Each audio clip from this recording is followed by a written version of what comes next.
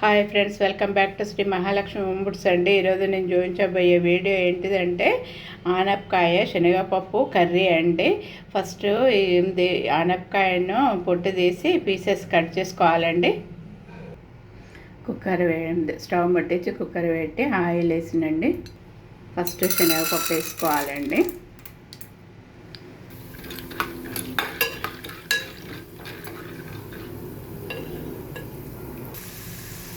ఇలా అయిపోయింది కదా, అయినప్పుడు అల్లం వెల్లిపాయ పేస్ట్ వేయాలండి.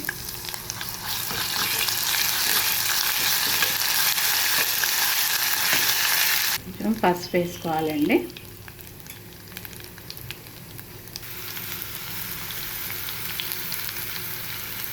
ఇప్పుడే వేసిన అన్నిటిని ఒకసారి ఇట్లా మంచిగా కలపాలండి.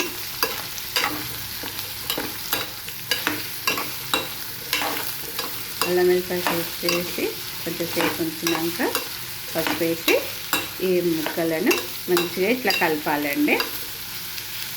కలిపి కొద్దిసేపు మూత పెట్టేసుకోవాలండి. ఇలా ఒక 2 నిమిషాలు మూత పెట్టేసుకోవాలండి. ఇప్పుడు కొంచెము కొత్తిమీర వేసుకోండి. ఒకసారి ఇలా కలపాలండి. 2 స్పూన్స్ కారం వేసుకోండి. 2 స్పూన్స్ వేస్తే మీ టేస్ట్ తగినంత సాల్ట్ వేసుకోండి. కారం వేసిన, ఉప్పు వేసిన అండి. మీ టేస్ట్ తగినంత కారము ఉప్పు వేసుకోండి. సరే, ఇలా మంచిగా కలపాలండి.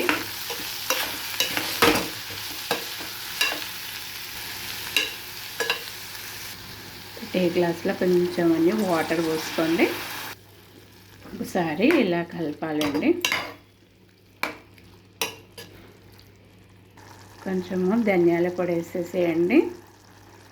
కొత్తిమీర వేసినాం కాబట్టి మీరు వేస్తే వేసుకోవచ్చు, లేకపోతే లేదు, మీ ఇష్టము.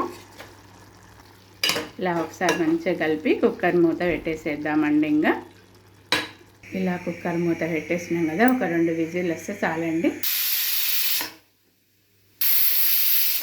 ఇప్పుడు మూత తీసి చూద్దామండి. మంచిగా అయిపోయిందండి. మళ్ళీ స్టవ్ ముట్టించి కొద్దిసేపు పొయ్యి మీద పెడదామండి. ఇక సర్వింగ్ బౌల్లోకి తీసుకుందామండి. ఇప్పుడు అయిపోయింది కర్రీ.